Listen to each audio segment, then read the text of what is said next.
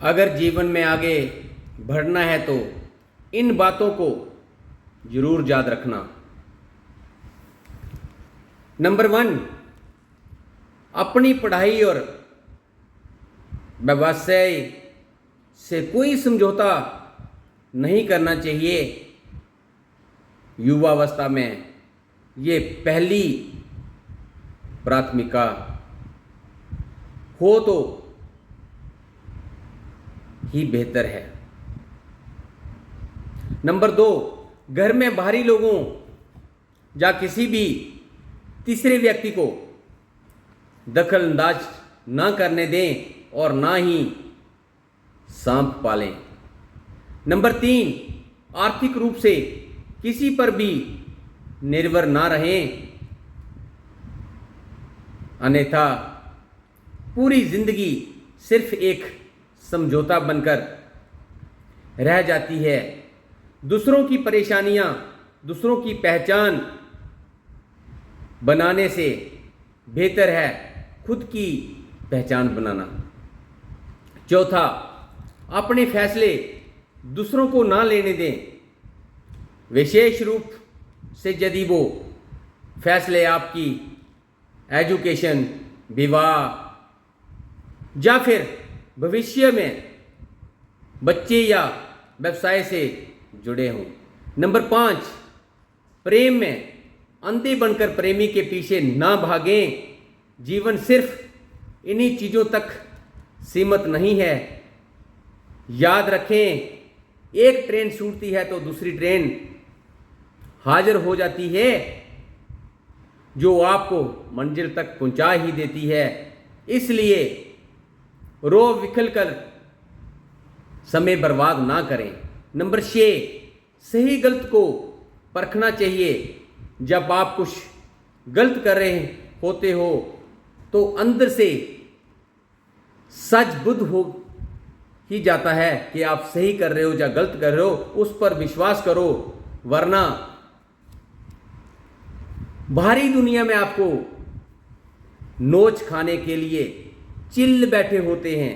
Number 7, अपनी आर्थिक स्थिति और अपने कार्य के बारे में कभी किसी को टिक रूपवास ना बताएं। इससे आप कई प्रकार की अनचाही परेशानियां और नुकसान से बच जाओगे।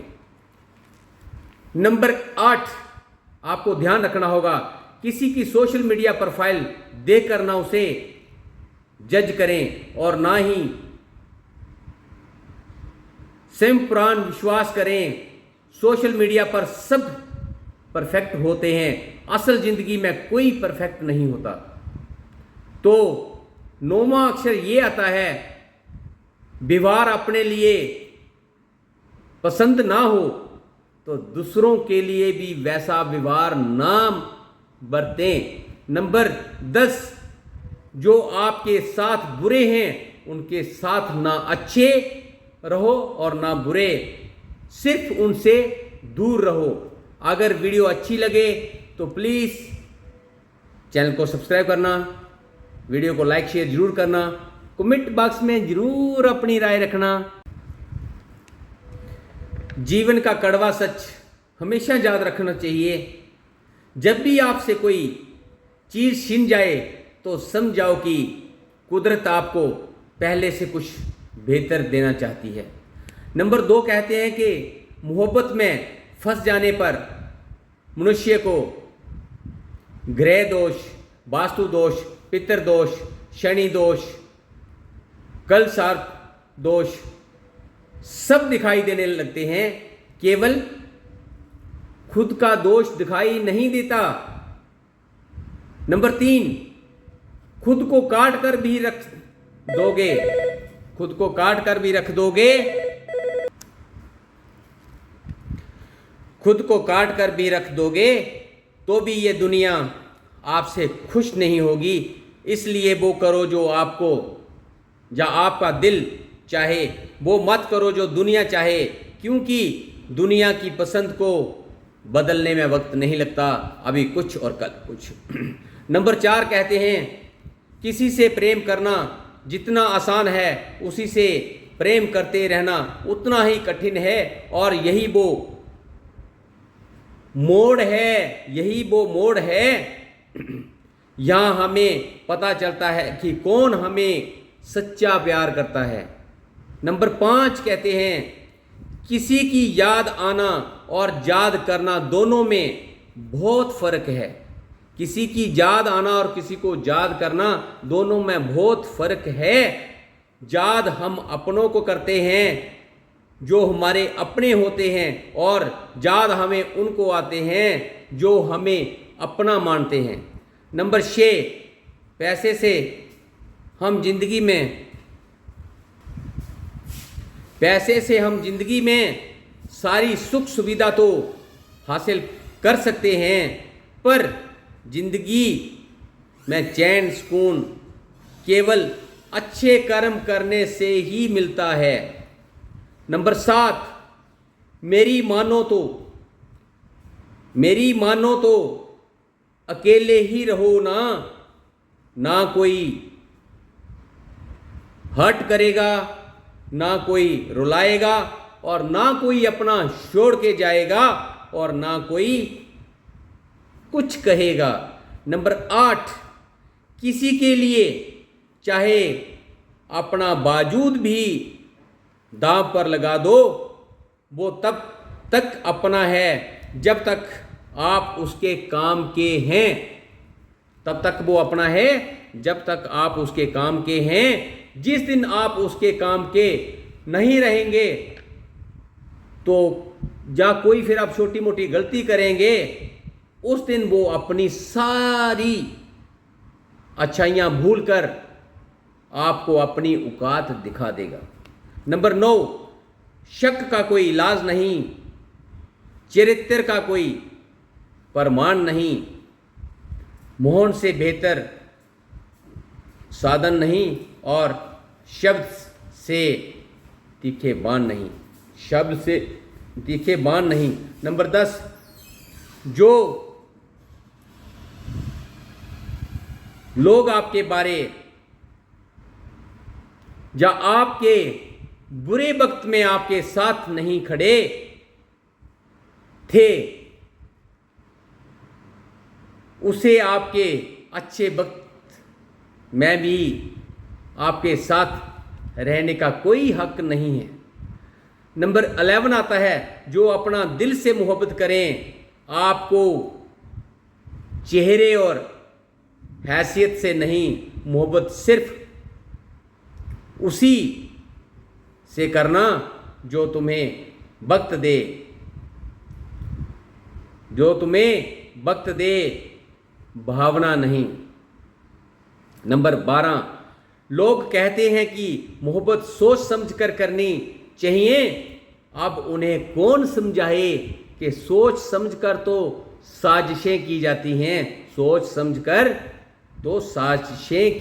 हैं, नंबर 13 किसी को इतना भी मत चाहो कि उम्मीद के साथ तुम भी टूट जाओ, क्योंकि ये दुनिया दिल से नहीं जरूरत से प्यार करती है। नंबर 14 आता है हम तुम्हारे हैं हमेशा तुम्हारे ही रहेंगे, ऐसा 1000 बार कहने वाले लोग भी आखिर में साथ छोड़ ही जाते हैं। नंबर 15 आता है किसी ने मुझसे पूछा इतना दर्द क्यों लिखते हो, ऐसा भी क्या गिला है। मैंने भी मुस्कुरा कर कहा कि कोई दे जाए इस चेहरे को हंसी, ऐसा एक भी नहीं मिला। नंबर 16 इज्जत मिट जाए जिस जगह से, वह दहलीज कभी मत लांघना, जिंदगी हो जा इश्क हो लेकिन भीख मत मांगना, नंबर 17 आता है खुद को इतना सरल मत बनाओ कि हर कोई आपका इस्तेमाल कर ले। याद रखना, जिन तारों में करंट नहीं होता है लोग उन पर कपड़े सुखाया करते हैं, लोग उन पर कपड़े सुखाया करते हैं। किसी की सोशल मीडिया प्रोफाइल देख कर ना उसे जज करें और ना ही संपुरान विश्वास करें। सोशल मीडिया पर सब परफेक्ट होते हैं, असल जिंदगी में कोई परफेक्ट नहीं होता। जय श्री राम, जय श्री राम, जय श्री राम। आज इस युग में हर एक इंसान, हर किसी में एक छोटी सी छोटी कोई ना कोई गलती जरूर ढूंढना चाहता है। तो उस विषय पर मैं आपको एक बात बता दूं जिसे आप सुनकर हैरान रह जाओगे। एक बार मैंने एक कॉलेज ज्वाइन किया, वहाँ एक नए प्रोफेसर साहब आए थे। तो जिस क्लास को उन्होंने टीच करना था उस क्लास में लगभग 40 स्टूडेंट थे। तो एक स्टूडेंट खड़ा हुआ, डरा हुआ, घबराया हुआ, सहमता हुआ, बोला सर इस बर्थडे पर मेरे फादर साहब ने मुझे घड़ी गिफ्ट की थी, बड़ा ही अच्छा तोहफा था और वो आज इसी वक्त चोरी हो गया। तो प्रोफेसर साहब बोले ऐसा कैसे? उन्होंने कहा सर ऐसे ही हुआ है, 5 मिनट पहले मैंने उस घड़ी को टेबल पर छोड़ा था और अभी वो घड़ी टेबल पे नहीं। तो प्रोफेसर साहब ने पूछा कि उसके बीच क्लास से कोई बाहर गया हो, कोई अंदर आया हो? तो उसने कहा नो सर। तो प्रोफेसर साहब के मन में एक विचार आया। उन्होंने सब स्टूडेंट्स से कहा, सारे स्टूडेंट्स अपनी आंखों पे ब्लैक पट्टी बांध लो। और सबने ब्लैक पट्टी बांध ली और एक लाइन में खड़े हो गए। जैसे वो खड़े हुए, प्रिंसिपल साहब ने यूं उनको एक एक करके बड़े आराम से टच किया और किसी एक के पास वो घड़ी मिल गई और उन्होंने वो घड़ी उठा के अपने उस मालिक घड़ी वाले लड़के को दे दी और फिर से नॉर्मल क्लास चल पड़ी। तो और जिस लड़के ने वो घड़ी चुराई थी उसके दिल में एक ही डर बस खाए जा रहा था कि आज मेरा राज ओपन होगा, कल मेरा राज ओपन होगा, अभी मेरा राज ओपन होगा, क्या करूं, कैसे बचूं। तो आखिर बहुत सारे दिन बीत गए। प्रिंसिपल साहब ने, प्रोफेसर साहब ने वो बात किसी को नहीं बताई। आहिस्ता आहिस्ता एक एक करके धीरे धीरे बच्चों ने स्कूल छोड़ दिए और फिर सारे अपने अपने अलग स्कूलों में चले गए। बड़े सालों बाद वो लड़का जिसने घड़ी चोरी की थी वो एक बहुत बड़ी इंडस्ट्री का इंडस्ट्रियल बन गया। और एक बार उसी स्कूल में रीयूनियन का फंक्शन था, तो वही लड़का उस स्कूल में as a guest, as a celebrate बनकर आया। वो उस फंक्शन में आया और उसने अपने प्रोफेसर साहब के पास जाकर उनके पांव छुए। प्रोफेसर के पांव छुए, कहा सर आज मैं आपसे एक बात जरूर करूंगा। तो प्रोफेसर साहब बोले बोलो। तो उसने कहा कि मेरे जीवन में आपका एक बहुत बड़ा रोल है, वो मैं आपको बताना चाहता हूं। तो प्रोफेसर साहब ने बोला बोलो क्या रोल है? तो उन्होंने कहा शायद आप भूल गए होंगे। लड़के ने कहा शायद आप भूल गए होंगे, एक बार आपकी क्लास में एक घड़ी चोरी हुई थी और वो घड़ी मैंने चुराई थी। तो प्रोफेसर साहब बोले कि आपने चोरी की थी? कहता हाँ सर मैंने वो चुराई थी और आपने शायद मुझे माफ़ कर दिया और आपने वो घड़ी मेरी पॉकेट से निकाली और आपने उसको दे दी और मेरा ये राज आपने किसी को नहीं बताया। शायद आज मैं जिंदा हूं तो आपकी वजह से हूं, शायद आज मैं जो कुछ भी हूं आपकी वजह से हूं। अगर आप चाहते किसी को बता देते और मेरी इतनी इंसल्ट होती, और मैंने ये विचारधारा जरूर बना ली, मैंने ये निर्णय ले लिया था कि आखिर ये मेरा राज जब जैसे खुलता है तो मैं अपने आप को सुसाइड कर लूँगा, फंदा लगा के मर जाऊँगा। तो ये विचार मेरे मन में आया था। तो आज मैं जो भी हूँ, जिंदा हूँ, जिस कारण मैं भी हूँ, तो आपके चलते हूँ सर। आपका लाख लाख शुक्रिया कि आपने मेरी ये इंसल्ट होने से मुझे बचा लिया। तो तब प्रोफेसर साहब बोले बात ऐसे है कि जैसे मैंने आपको ब्लैंक पट्टी बंधवाई थी, वैसे मैंने खुद की आंखों पे भी ब्लैक पट्टी बांध ली थी कि मैं नहीं चाहता था कि मेरा स्टूडेंट कोई मेरे आगे मेरे नीचे लगे, या उसकी रिस्पेक्ट मेरे आगे कम हो जाए, मैं ये नहीं चाहता था। और जब मैं किसी से दुर्व्यवहार नहीं करना चाहता था, इसलिए मैंने अपनी आंखों में भी पट्टी बांध ली थी। तो ये मैं भी नहीं जानता था। तो ये सुनते ही उस लड़के की आंखों से पानी चलने लगा और लड़के ने घोट के प्रोफेसर साहब को गले मिलकर रोने लगा। प्रोफेसर के गले लगकर वो जब रोता है, यही तो अद्भुत महानता है। किसी की गलती का पता किसी को ना लगने दें, ताकि इस बात का पता होते हुए भी कि ये चोर है, इसने गलती की है, ये अपराधी है, और अपराधी होते हुए भी उसका पर्दा रखना और उसकी अपनी सेल्फ रेस्पेक्ट रखना, या उसकी बेइज्जती ना होने देना, उसका अपमान ना होने देना, इसी को महानता कहते हैं। यही एक बहुत बड़ी महानता है। तो उस अपने चेहरा उठाकर चलने का भी अधिकार हो और अपना चेहरा उठाकर चले, ना कि वो दुनिया के आगे अपनी नजरें झुकाकर चले। तो इसलिए उसने ये काम किया कि किसी की लाइफ बर्बाद होने से प्रोफेसर साहब ने ये निर्णय लिया कि उसका पता किसी को ना चले, ना खुद को चले। और आज के इस युग में हर एक इंसान, हर एक आदमी एक दूसरे में छोटी सी छोटी गलती ढूंढता है।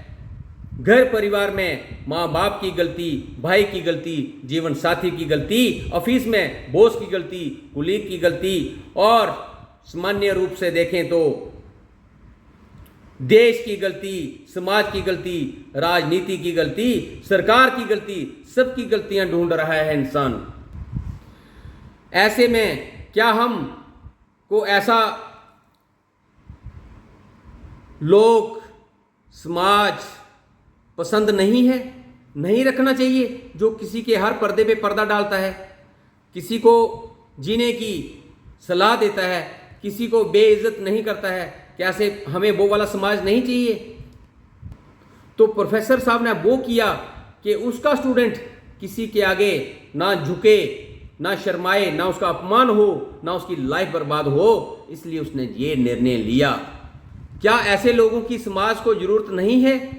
क्योंकि यहां हम लोगों की गलतियां होने के बावजूद भी उनको इंसान मान के, उनको मिट्टी का पुतला मान के उनको माफ कर दें। हमारे भाई से गलती हुई, हमारे पार्टनर से गलती हुई, हमारे जीवन साथी से गलती हुई, हमारे किसी और फैमिली मेंबर से गलती हुई, हमारे रिलेटिव से गलती हुई, कोलीग से गलती हुई, मोहल्ले से गलती हुई, मोहल्ले कॉलोनी स्ट्रीट में रहने वालों किसी से भी गलती हुई, किसी से भी समाज में गलती हुई, एक दो माफ कर देना चाहिए, एक दो गलतियां माफ कर देना चाहिए। जीने दो ना उनको, उनके सेल्फ रिस्पेक्ट छीनो। गलतियां ढूंढना महानता नहीं है मेरे भाई। गलतियों को नजरअंदाज करना और सामने वाले को अपना सामान बचाने के मौका देना, इसी को महानता कहते हैं मेरे भाई, इसी को महानता कहते हैं, इसी को महानता कहते हैं।